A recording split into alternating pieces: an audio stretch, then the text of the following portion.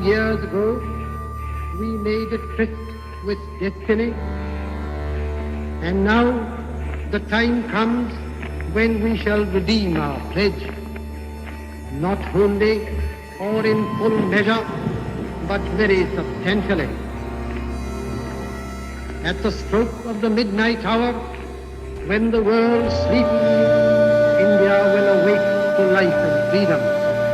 A moment comes, which comes but rarely in history, when we step out from the old to the new, when an age ends, and when the soul of a nation, long suppressed, finds utterance.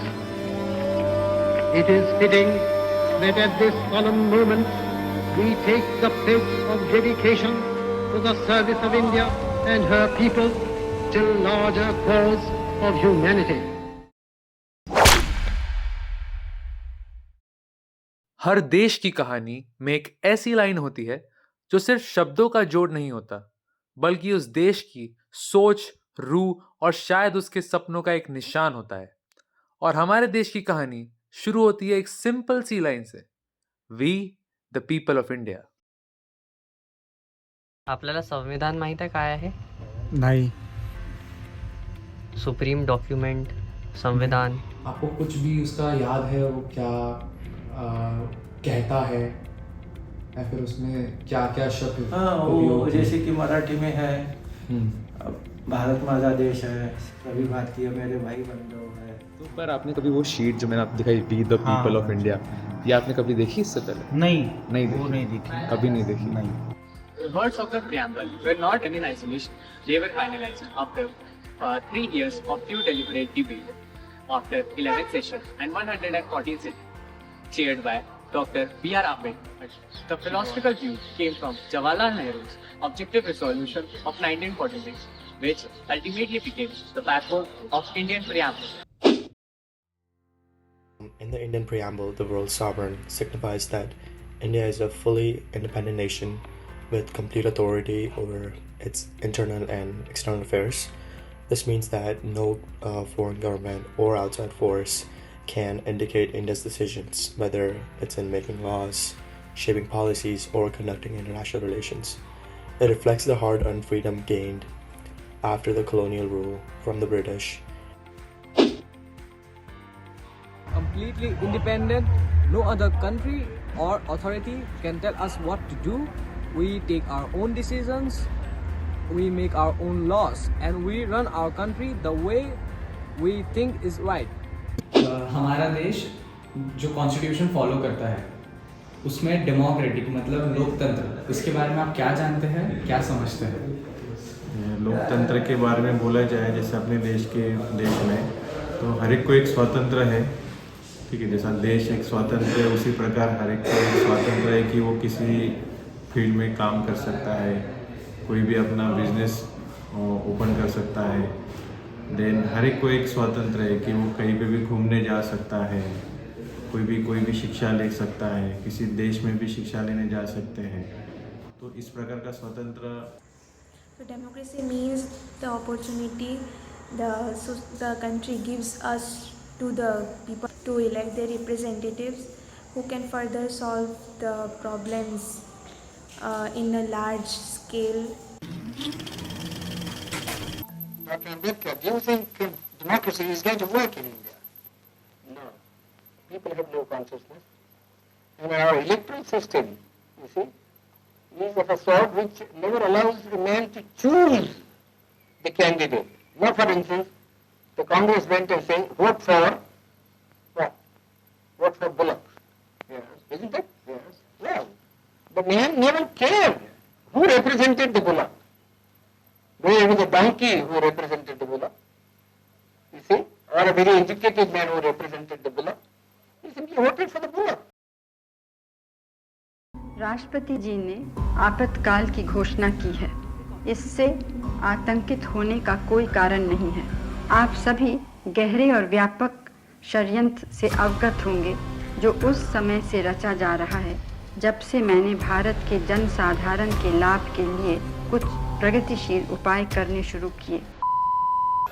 यह देश लोकतंत्र की जननी है।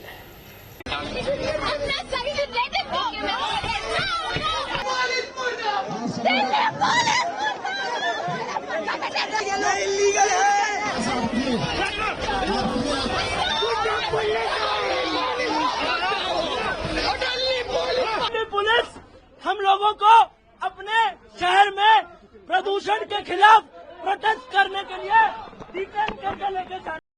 आप समाजवाद के बारे में क्या जानते हैं? वो हमारे देश में कैसा रोल निभाता है? समाजवाद हमारे देश में हर एक प्रकार के समाज और जाति हमारे देश में है, ठीक है।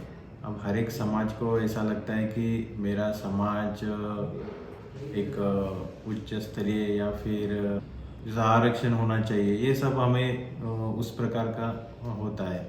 लेकिन मुझे लगता है कि समाज से ऊपर हमारा देश है, ताकि इन्हें सारे समाज, सारी जाति, सारे धर्म मान लो एक हो जाए तो हमारा देश जो है काफ़ी तरक्की कर सकता है और काफ़ी पूरे विश्व में हमारा देश ऊंचा भी हो सकता है। कोई भी जाति, धर्म का, समाज का, तो उसको संविधान ने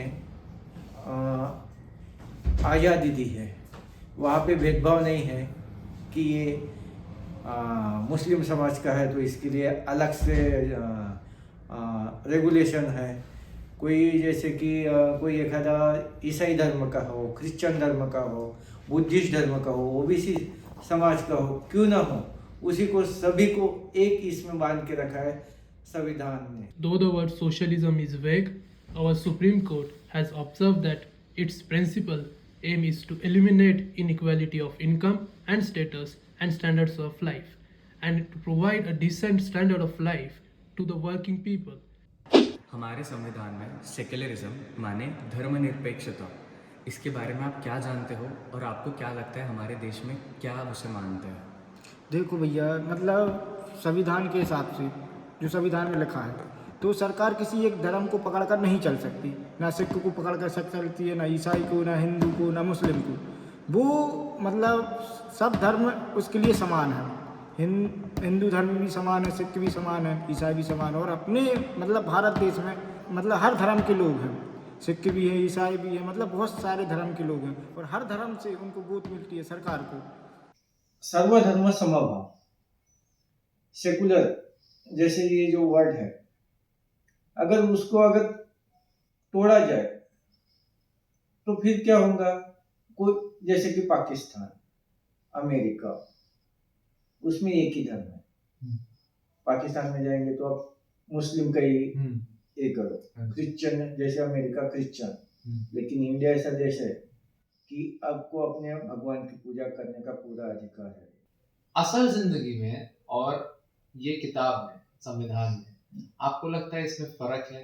आपको लगता है असल जिंदगी में गवर्नमेंट कंट्रोल करती है, प्रमोट करती है एक रिलीजन को या फिर दूसरे रिलीजन को दबाती है, ऐसा आपको लगता है? हाँ, लगता है, क्योंकि कोई पॉलिटिक्स है। हाँ, हिंदू खतरे में है। हाँ, पहले भी हिंदू खतरे में नहीं थे और अभी भी हिंदू खतरे में नहीं है। क्या है, ये राजनीतिक फंडा है और इनको लोगों को बहकाने का काम करती है और एक्चुअल हो भी रहा है। ऊंची जाति, नीच जाति, भेदभाव होता है और ये कहने की सिर्फ किताबें बातें हैं।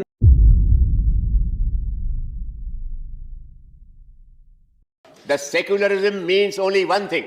It means the efficiency and superiority of education over illiteracy. It means the superiority of reason over blind faith. And it means the superiority of science over religion. Religion was to be tolerated, but not to be encouraged. हमारा सनातन धर्म भारत का राष्ट्रीय धर्म है। The term republic emphasizes that the highest offices of the country, especially the head of state, are filled through elections rather than hereditary succession. This ensures that power flows from the people, the leaders, and the leaders are accountable and no position of authority is passed down by birth. To understand how deeply the preamble truly lives in the minds of everyday Indians, we surveyed 50 people. An overwhelming 92% said they knew about the preamble and 78% confirmed they were taught its elements in school. But awareness doesn't stop at memory. 70% were familiar with the ideas like justice, liberty, equality, and fraternity. Interestingly, 92% believe the preamble clearly defines the basic nature of our constitution. Yet, when asked about whether these ideals match our social reality, the responses were split almost equally. 48% yes, 52% no.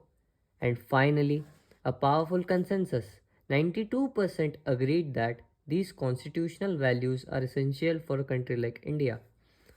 Every element in the preamble reflects its own identity and importance as we, the people, reflecting the constitution of the people, by the people, for the people.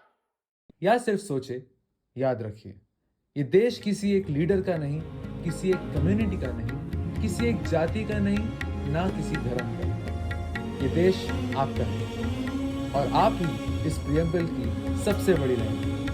We the people of India.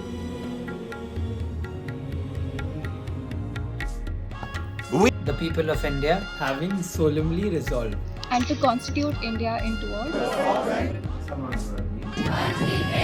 democratic republic and to secure to all its citizens justice, socio-economic and political liberty of thought, expression, belief, faith, and worship, equality of status and of opportunity, and to promote among them all fraternity, assuring the dignity of the individual and the unity and integrity of nation.